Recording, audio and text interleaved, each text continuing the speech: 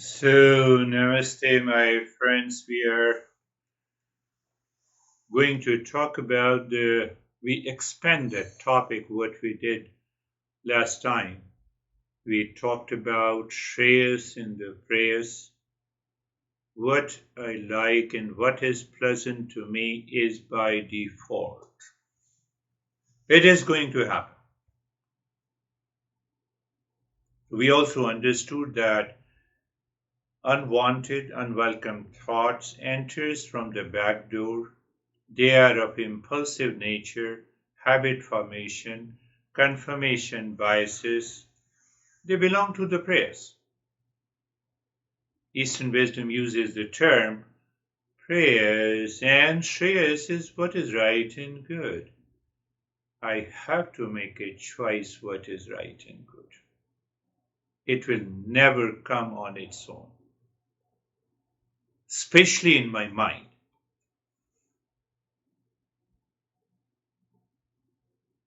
We also discussed about pleasure and happiness. Pleasure is temporary. The condition for pleasure or temporary happiness that it should come in contact with a person, with an object, with a relationship, with a thought.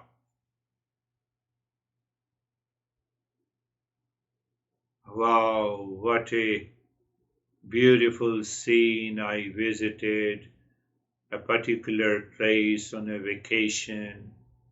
My mind goes in contact with something, maybe a nature, maybe a cup of tea or a coffee, maybe a cloth, maybe can I use the word binge for buying, binge buying and binge eating? You see that? So we discussed last time that if you do not consciously think about the peace and happiness, you do not allow the mind to be introduced about the permanent peace and happiness inside, the mind will continue to wander outside.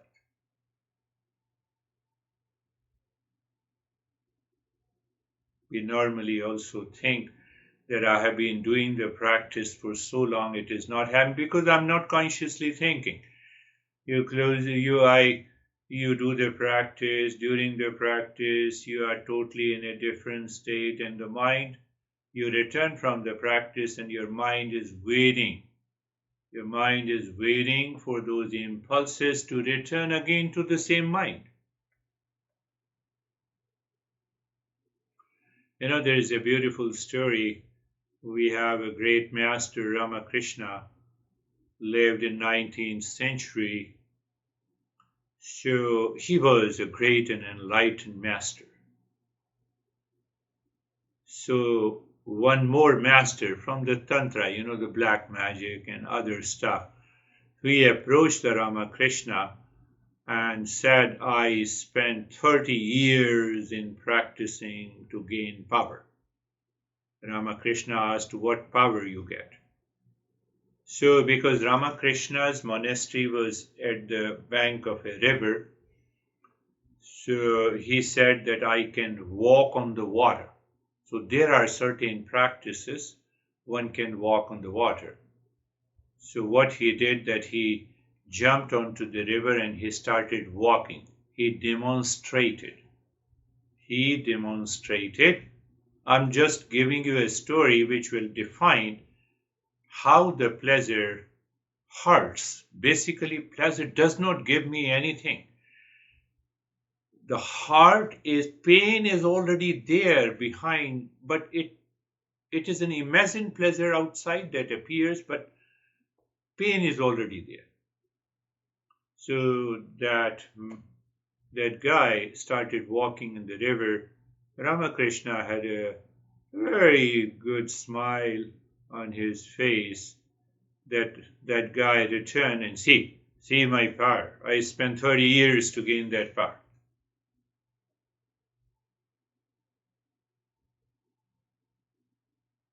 So in those days in 19th century, there were a lot of boats and one can cross the river from one bank to the other by a penny.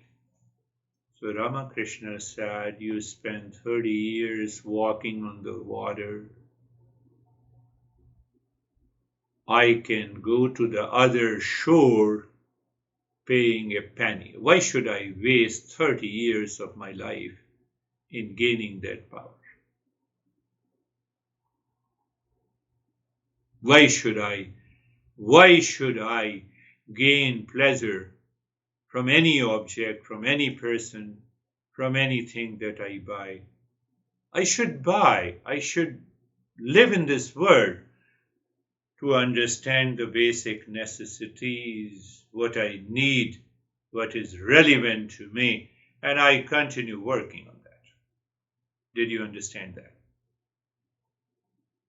And in that respect, we did the practice with the mantra, and it was a passive practice. We become comfortable, we are carefree, and then we started contemplating and reflecting asato ma satgamaya.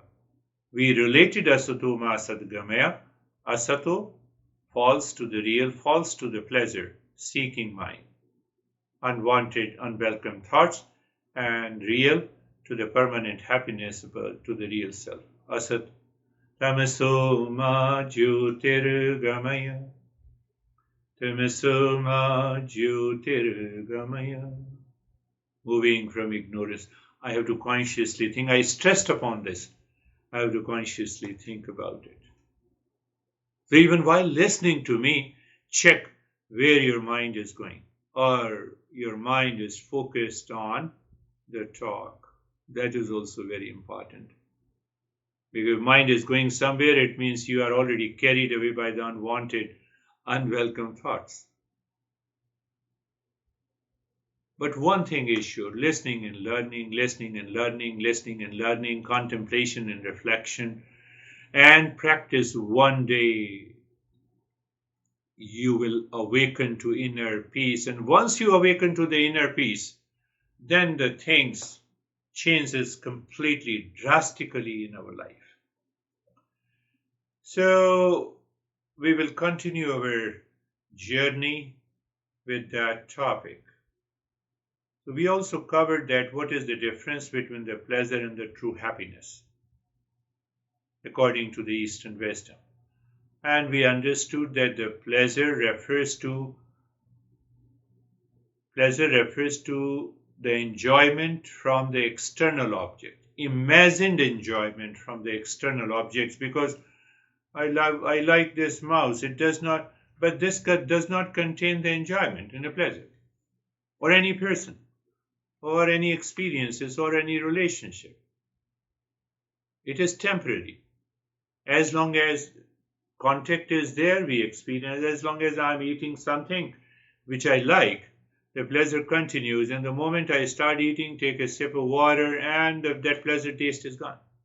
Pleasure is gone. Then we asked last time also we asked a question that why do we seek happiness in external things if it is temporary? That's a relevant question. Why do we seek happiness, so-called happiness, which we claim, in external things if it is temporary? So two things are there. First is the imagined pleasure. I have already projected a pleasure in that object. It is not a real happiness. And second, it is temporary. As long as the contact is there with that, I feel the imagined pleasure.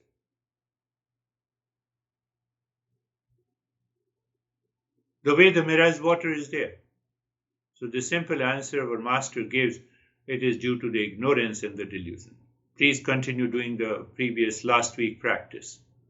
Maybe 5 times, 10 times. It's not a practice. You can do it anytime. Coming back. So why do we seek happiness in external things if it is temporary? First thing, it is temporary, so it is not permanent. Second, it is imagined pleasure. So we have a double layer of a delusion.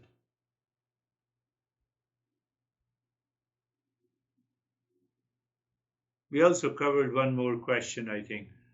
If ask questions to myself, I'm constantly seeking happiness in the things like relationship, food, entertainment, binge eating, or if I say binge buying. But it never seems to last. I have to ask this question and hammer the mind, hammer the delusion in the mind. How? Asatu ma satu gamaya. I told you.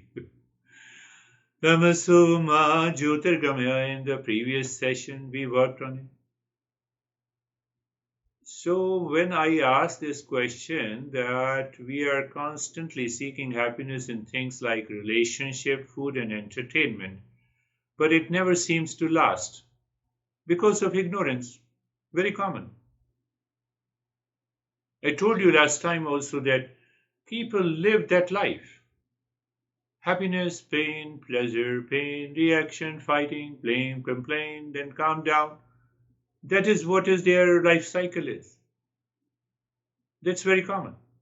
The mind seeks happiness outside in temporary things due to ignorance.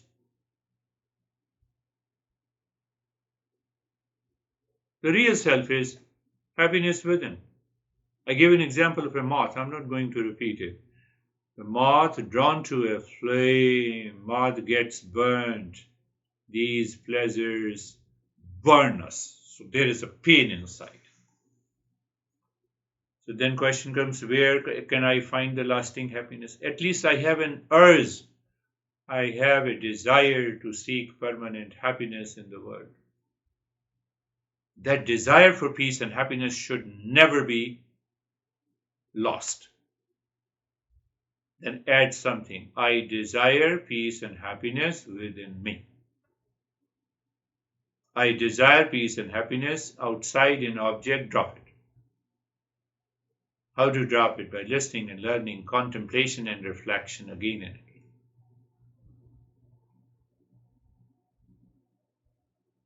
What is happiness?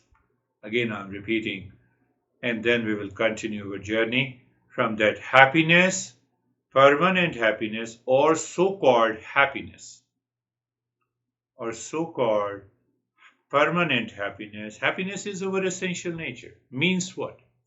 It is our intrinsic nature. Means what? It cannot be undone. Now I'm already suffering from a lot of stress and impulsive nature, and you are saying that there is a permanent. It is hiding. Where it is hiding? Hiding within me. What is the cover? What is the curtain? Curtain is the impurity of the mind. One, projection. My mind projects the happiness. I have projected the happiness, say for example on this mouse. My mind is already obsessed with the happiness. Happiness is present in the mouse. So how can I discover the happiness within me? That is why I have been stressing again that you think, you remind yourself, recall asato ma satugam or sarvesham swastir bhavatu. Sarvesham swastir bhavatu. Sarvesham purnam bhavatu. You already remember that. Binge buying on Amazon, first you repeat this. With eyes open or closed doesn't make any difference. And then you start thinking. So what will happen? The impulse of the binge buying is there, craving is there, and you are repeating this. So because you are repeating this, this is going to dissolve by itself in your mind. Try this. I'm not saying it's a philosophical and theoretical. It is practical. Just do it. Permanent happiness. So we are talking of the permanent happiness. We are talking of the permanent peace. We are talking of the permanent love and wisdom. What is that permanent happiness? A deep inner joy and contentment. First part of the definition. Again, I'm repeating. I have to think of that. Permanent, a deep and inner joy of contentment first, not dependent on external objects, things, people, relationship, including vacation. It arises from within. At the same time, the mind is craving for a cup of tea and coffee. You tell your mind, let me first enjoy, experience that joy and contentment within me before I grab a cup of tea and coffee. You can take it, but not projecting happiness there, unlike fleeting happiness from the sense pleasure. It is unwavering. What is unwavering? Happiness. A state of wholeness you feel. Whenever you feel the inner peace, you've experienced the state of wholeness you have experienced hundreds of times. You don't recall it. Instead, you recall the pleasure. That's where the problem comes. A state of wholeness and completion from within. It is not the temporary excitement of getting something we want, unaffected by the changing circumstances outside. It remains steady through all the ups and downs in the life. It is not the temporary happiness of sensory pleasures. Sensory pleasures, I discussed about that. Mind is a receiving station. So it receives the stimuli from all the five sense organs. The mind processes the information. It attaches the meaning based on my first impression. That is what you discussed with me last time. That even after so many years of the practice, no, that deeper impressions are buried inside. I have to get rid of it by consciously thinking and contemplating. A sense of completeness and fullness from within is what the happiness is. Remember, you just, what I'm talking today, you just remember by heart. You become a 10-year-old kid. You remember these statements. And I want you to repeat these statements for yourself mentally, emotionally, while you are cooking your food and preparing your tea, driving your car, or sitting in your office, doing your accounting work, or whatever the work you do. Just do it for a week. Please listen to me. I plead you. Peace and inner stillness. We experience, when there is an inner peace, we experience inner stillness, tranquility.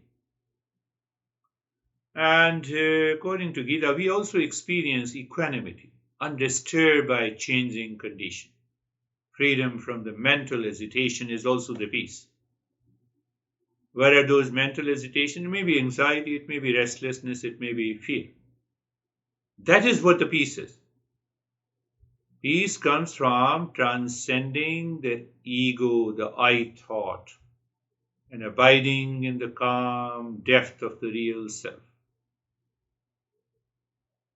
That I thought creates a craving, that I thought creates a problem in our life. Inner silence that can be accessed amid outer noise. Even if there is too much of noise and disturbances outside, unfavorable situation, that peace cannot be disturbed. You have to say.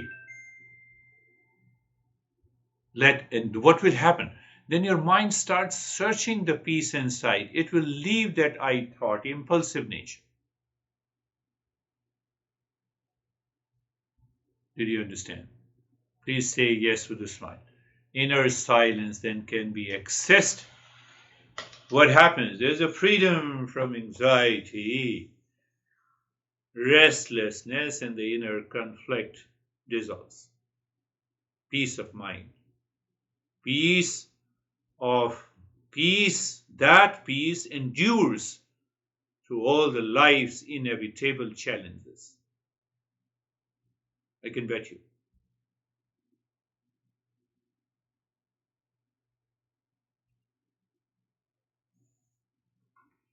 Doctor is asking me, I want to take your blood to examine your sugar level and other stuff. Need not to worry, it will not take even a minute. I said, I'm okay. So I just removed, I said, do it. So is there any problem? I said, no problem. So there was hardly any movement when she extracted the blood. And I was looking, oh, no, don't look at it. You will be in anxiety. No, I said, no. I will look into it. Because I know I'm not the body. I'm not the mind. Nothing is going to happen. Really? Yes.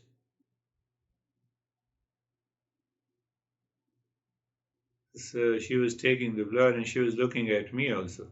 She said that I'm scared and you are not scared. I said, why should I be scared? That peace endures through all the life's situations and conditions. It is independent of the body and the mind. So I said real self is of the nature of the love. The pure, unconditional love is our natural state. It is within us. It is the nature of the real self. Do you think in that state of unconditional love,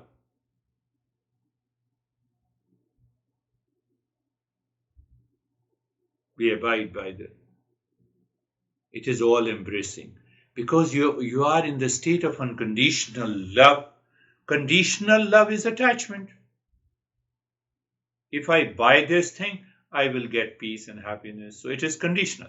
If I don't buy, I will not feel love. I'll not be happy. So when you are in that unconditional love, you have no complaint and blame to anyone in the world. No blame and complaint in the world at all. So what happens? What happens then? You experience the unlimited affection to everyone. Even if someone says anything, you respond with love. A sense of oneness is there. That is the journey of the Eastern wisdom. A sense of oneness, a connection, a caring that embraces everyone.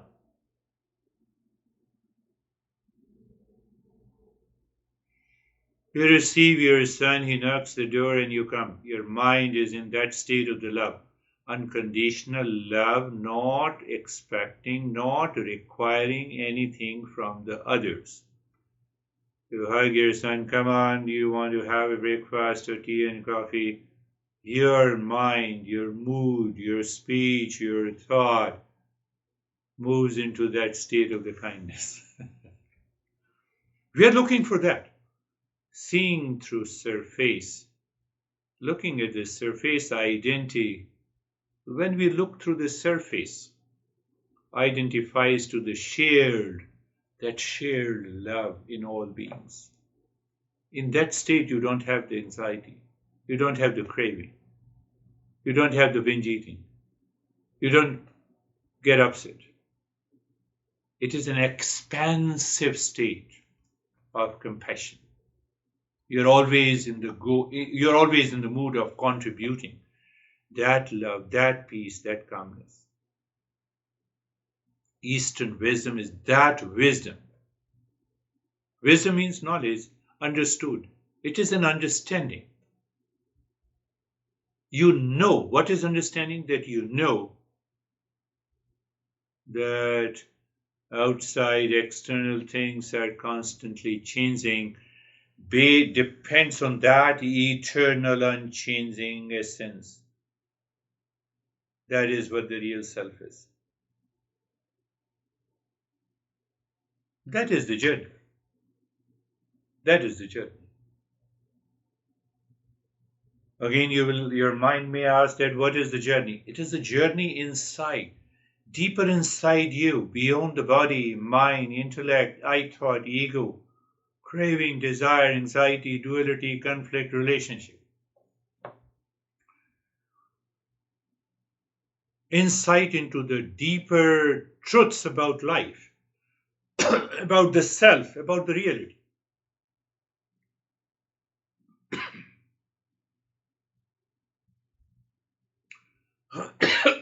Sorry, excuse me. We are caught in the false. That is why we start the journey. Asatoma Satgamaya.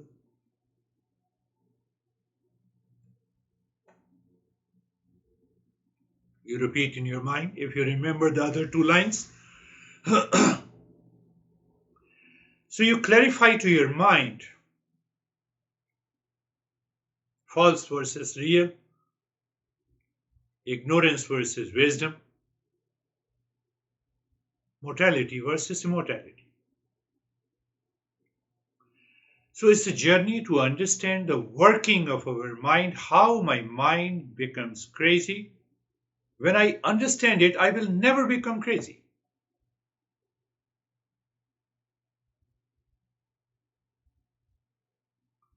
That's why I've been saying listening and learning, contemplation and reflection, repeat learning. You do the practice once, that is preparation. Now you repeat learning and practice, that is your contemplation and reflection. So how many times you repeat? So after repeat learning and that is your contemplation, reflection and practice. After that, what you remember while living your life.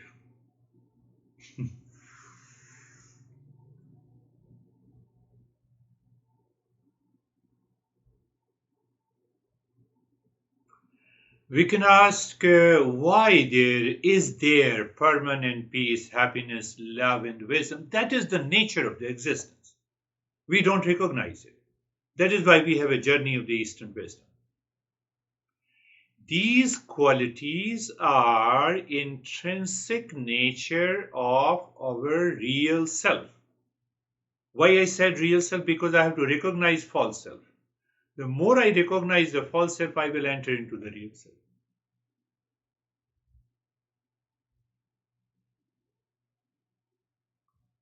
Again, I am saying that real self is our basic existence beyond all limitations. It is consciousness. Take an example of the space. Is the space all pervading or not? Yes, it is all pervading. Now there is a land. Space is there above the land? Yes. You build a house, space goes anywhere? No, it does not go anywhere. It stays there. You demolish that house, space is still there. Consciousness is the real self. That consciousness is all pervading. It does not go anywhere. And that is of the nature of peace and happiness. That is what we say by a different name. Pure existence, awareness, and bliss. So, bliss is nothing but the eternal happiness, permanent happiness.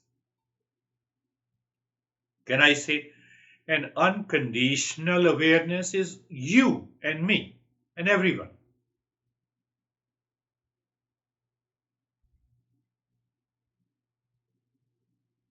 So, in a traditional sense, if I say when we withdraw the mind within in deeper meditation, we discover that unity. And in that unity, it gives rise to enduring love for all the creation as expression of one divine essence.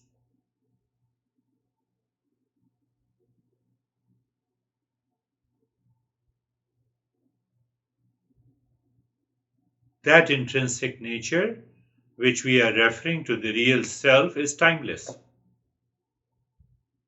Timeless means it is ever present. So you have an anxiety outside, it is still present inside. So my mind is so much obsessed outside. So in order to know, I have to follow the path as it is. The way I'm talking from teachings of the masters. I don't know anything.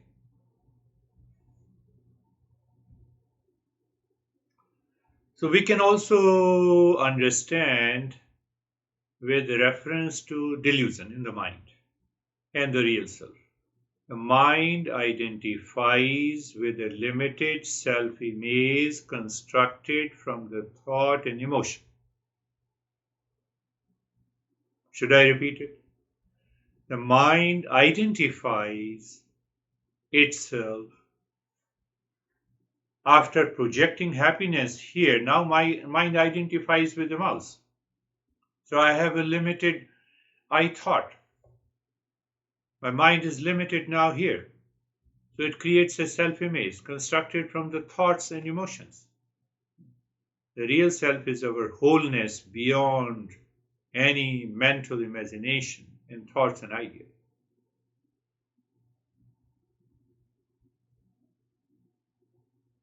What is changing is not me.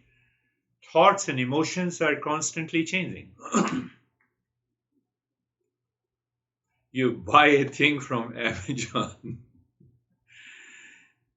So you have a trigger, you have a sense of stimuli and reaction. You go to the website, you give an order, and you close the website, you close the computer. Now that excitement is gone. Once that object you receive, there is no excitement, there is no pleasure at all.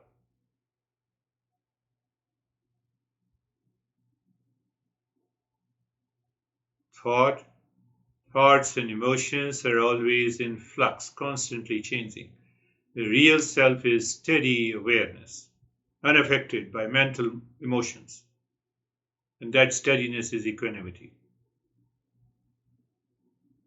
Unconditional love, compassion, and wisdom of enlightened beings like Buddha, like Jesus, like Krishna reflect these qualities inherent to the real self they realized. I'm not saying you believe in Jesus or Buddha, whatever you see, but we see the testimony. When he was being crucified, he was addressing to all those who were crucifying him, they do not know what they are doing. What that means? Real self cannot be touched by anyone, cannot be burnt, cannot be cut. That real self is a pure consciousness. It is beyond the body and the mind. So they were crucifying the body. They cannot crucify Jesus.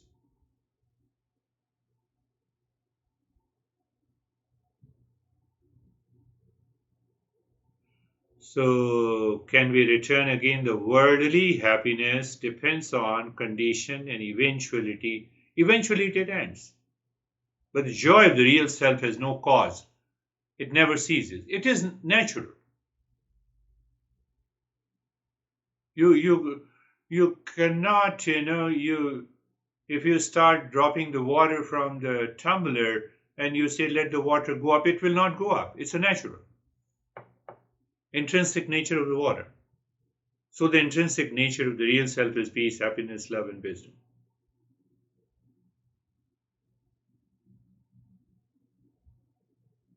Can mind touch the real self? Yes. When we move the mind within. No, big no. When the mind is moving outside. When the mind is moving outside, we started the journey of turbulence, suffering, ignorance,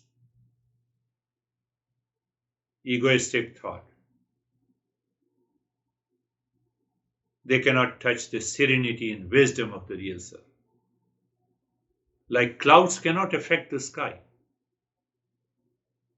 You see, our true essence remains peaceful, loving and wise despite the storms in our life.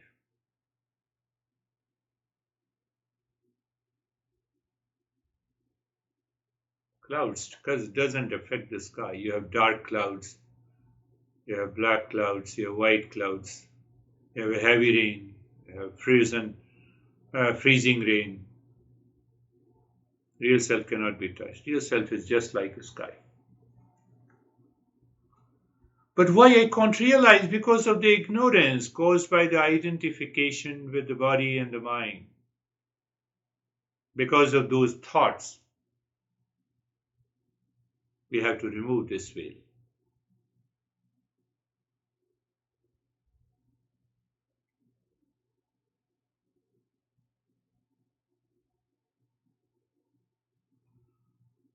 How that permanent peace and happiness, love and wisdom reveals. Yes, it reveals itself. How it reveals, you remove the covering of the mind full of impurity.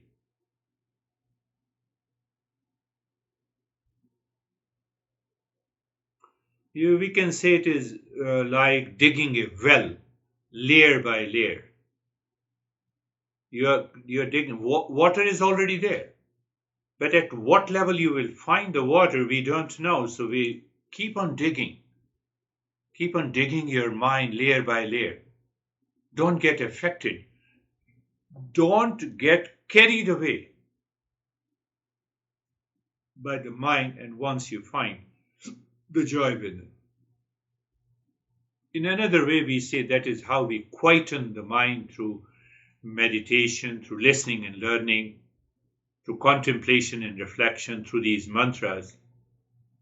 The inner stillness starts arising. So, those glimpses during the practice of meditation, when you experience the deep calmness and peace, continue to stay in that and start asking the question from where this peace has come. Calmness has come. It has come from within you. Why? It will reinforce your practice. Your mind will change. Your mind will remind you, oh, this is what I have to do. So when you move the mind within, that is known as the self-inquiry. What is self-inquiry? You have to find out what is false in the real self. We inquire deeply into our true nature. We leave the false nature. What is false nature? Our limiting identities. We have created multiple personalities with imagined pleasure or happiness from the relationship, from the world outside. So we have a multiple personality. So once we recognize these limiting identities are false self, we drop it.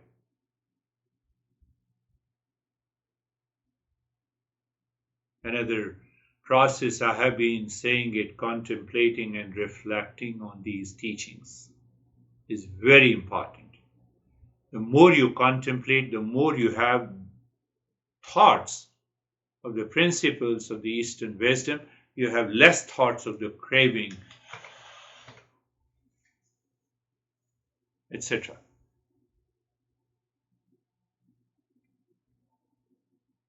What will happen then? Then these thoughts will still come, crazy thoughts, but you see them with a sense of detachment. They are there, but now you see them a sense of detachment. They lose their grip, they lose their hold over your state of mind. And you are still in peace and you laugh at them. At present, they are laughing at you.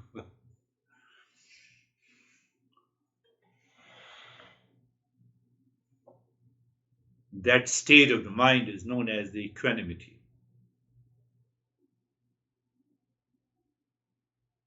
And the equanimity helps us to remain calm and clear-sighted amid favorable situation, amid pain and pleasure in the body, profit and the loss, duality and a conflict. They remain outside. You are detached. Because you are detached, you can endure. You are not affected.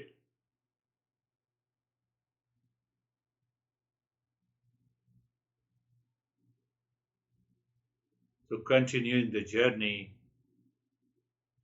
helps you to integrate this wisdom into how you think, how you speak, how you act, how you relate to the people, things outside, to the situation outside. Our interaction becomes infused with love, peace, and compassion.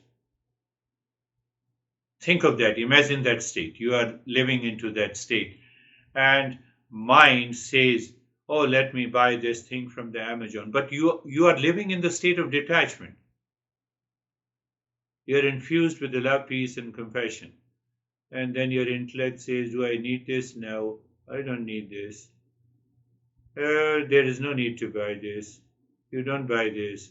That urge, that craving, that pressure dissolves down. There's one example. We come to experience the life as a unified dance. We are dancing in the world. Internal dance is there. Because we are connected to the real self. So inner dance continues.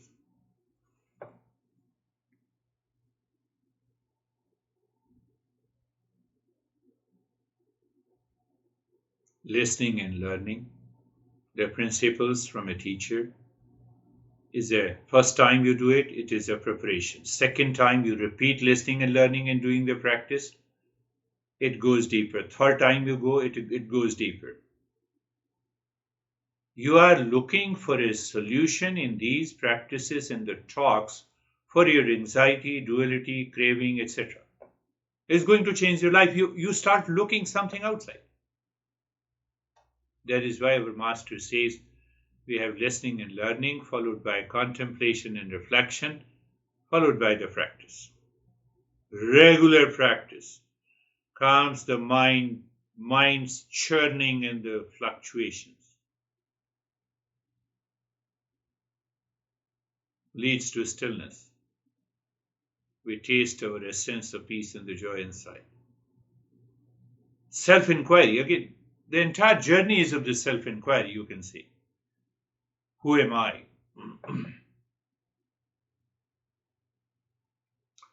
So the time comes we start living with non-attachment and equanimity. So now you see the mind lives in the non-attachment and equanimity of which mind is capable of. So what happens now? The worldly pleasure and pain lose their grip over us. Why? Because I feel the sense of contentment is within me.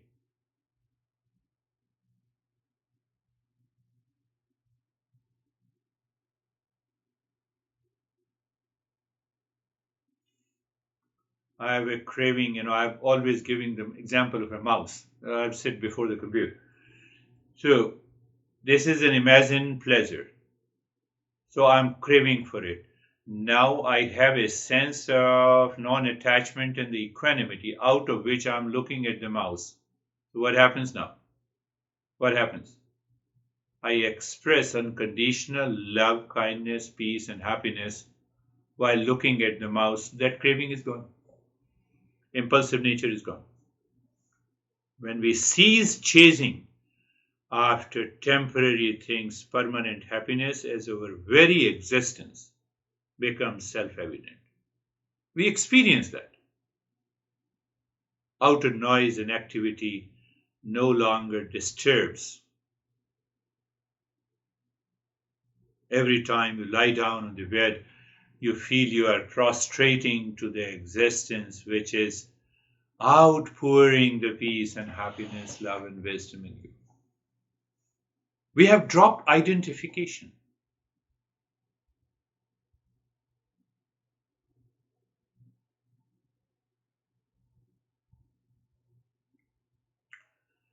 Because the mind doubts, so we can ask the question where this permanent peace, happiness, love, wisdom are located. There is no place where it is located. It is everywhere. It is my essential nature. It is the very fabric of my essential nature.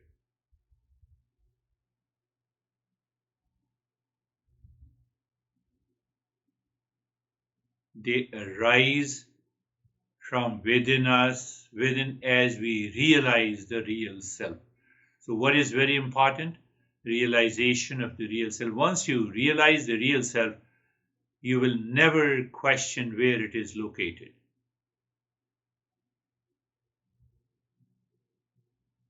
It is all pervading. It is not contained in the body or the mind. It is contained. It is inside. It is outside the body. Because body and the mind are temporary, and the real self is permanent. Like this space is permanent. You build a house, you demolish the house. House is like the body and the mind complex. Body and mind, house is subject to change. The space is not subject to change. Do you see the space outside, space inside? It is one space. Similarly, the real self is outside and inside. So that is why when you live into that real self, you meet someone, you meet with an unconditional love, peace and happiness. They exist in the space of awareness, space of consciousness. If I say so, that underlies all perception and experiences.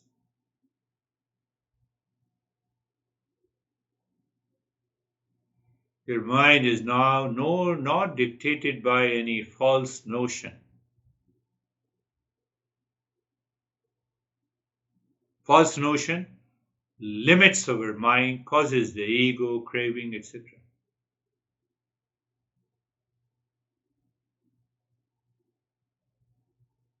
It's a fabric of my existence.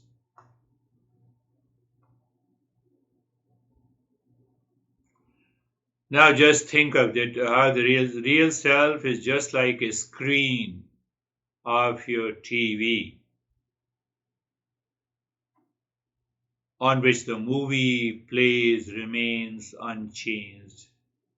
By passing the scenes, they abide in the screen of the pure consciousness, observing the movie of life. Movie of life. You have a horror movie, you have a romantic movie, you have sci-fi movies, but the screen does not change. That real self does not change at all. We are looking for that.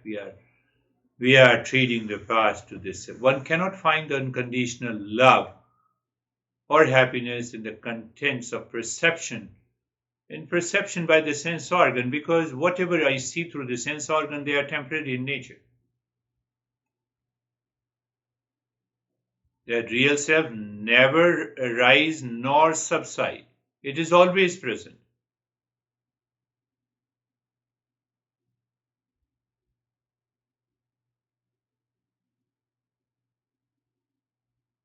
Then why my mind is wandering, seeking pleasure outside?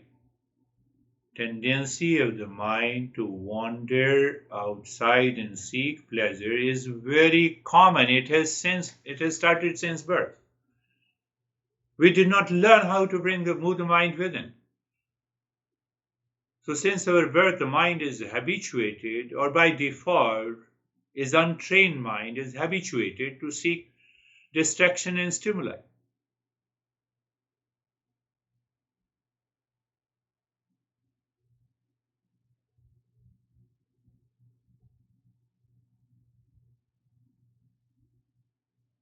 Thoughts and fantasies from the past and the future, confirmation biases, false assumption, represents the mind seeking the pleasure outside. It hopes reliving old memories or imagining future scenarios will provide happiness, but happiness is not there. True happiness is not in the thought. Big statement. And you remember, any thought comes, you just simply remind yourself, happiness is not there in that thought. Lasting joy is beyond thought.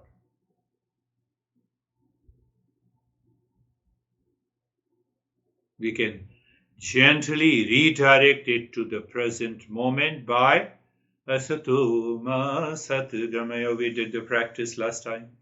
You have to exactly do the same practice in the same way for a couple of times until you start discovering that journey of the peace and happiness. And once you discover that,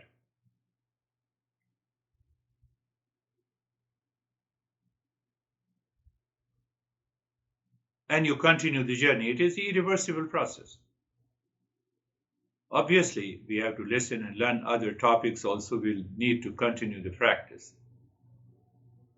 So, what is going to happen? The more the mind withdraws within, it reduces the compulsive outward seeking and desiring, which forces you to do the buying on Amazon or any other problems like binge eating.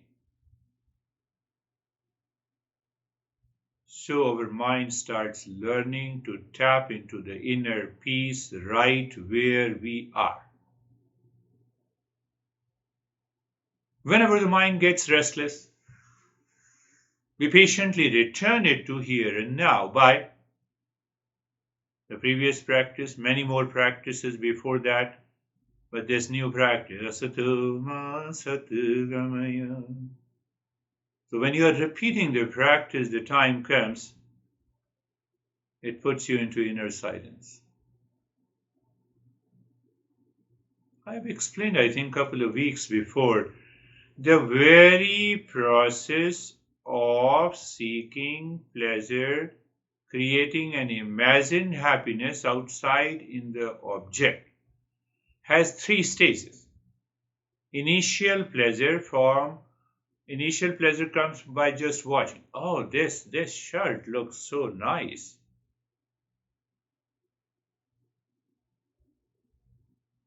So I'm caught in that. This is the pleasure we experience when we first come across and think about something we find enjoyable or desirable. Desiring. Like a shirt or desiring, you see a picture of your favorite food or a clothes, and you had a previous memory, so you are attracted to. That is the first step. Now the mind starts thinking about it.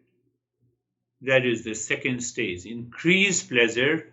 My mind says, no, let me possess this. And that is why you go for buying on Amazon.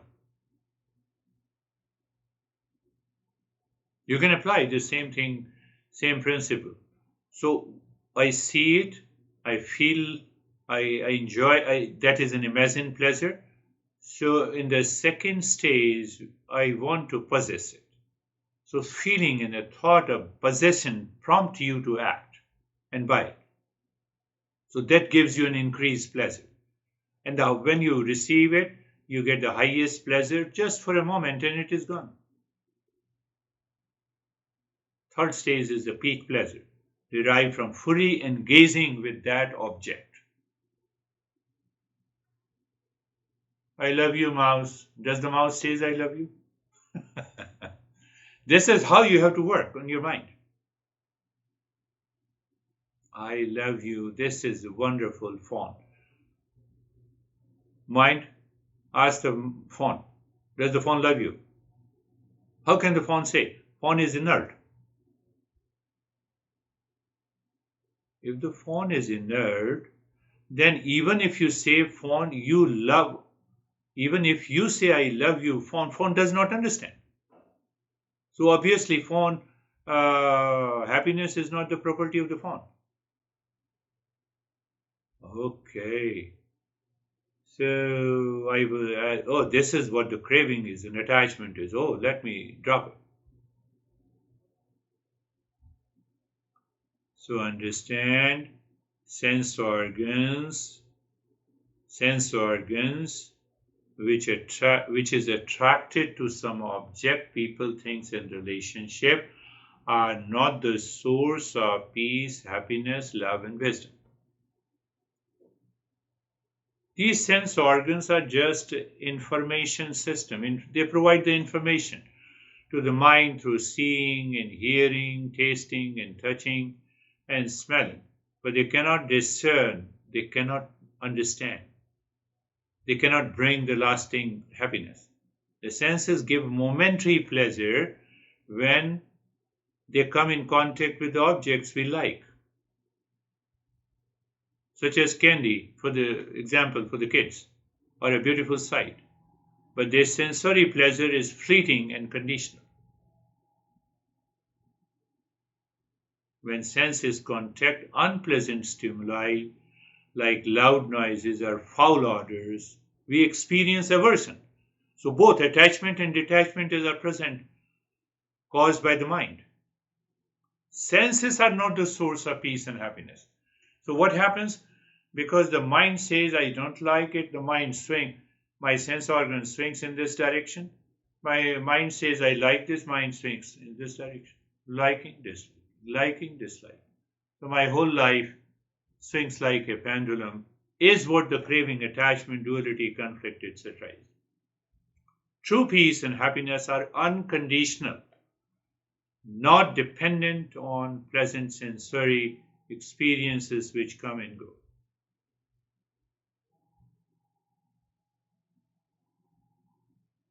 Make it sure.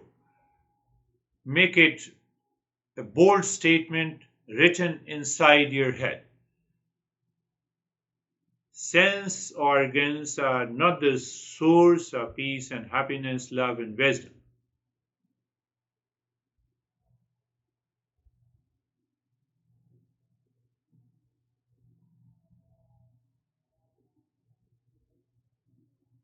Then what happens? Are the sense organs useless? No, the sense organs are not useless. I want to bring an end to the session here by so that we can take up the other topic related to this later. You see, there are two scenarios.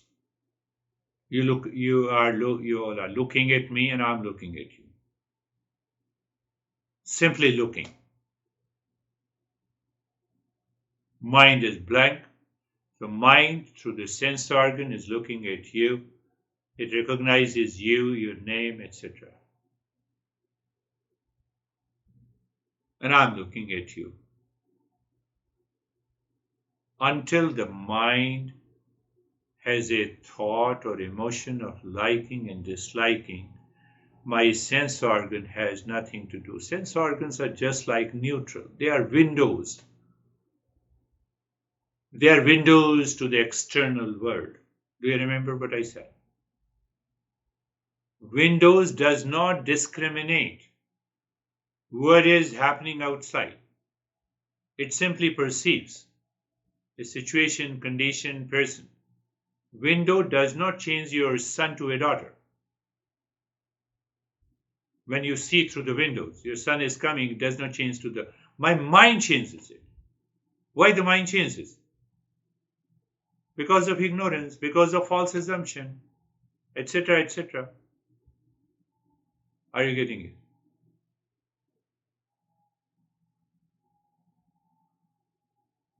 If you are getting it this time, you should get all the time. You should live consciously. You should live consciously. When you live consciously into that state, it is such a wonderful state. You are always calm and relaxed. You're always relaxed and calm.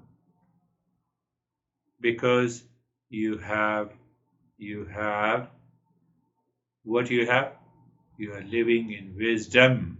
Ramasoma Jyotirgamaya Asatoma Satgamaya Mrityorma Amritangamaya. So I did not answer the question that are the sense organs useless? No. They give the information to the world. If I receive the information in the wisdom, as it is, and then I process that information.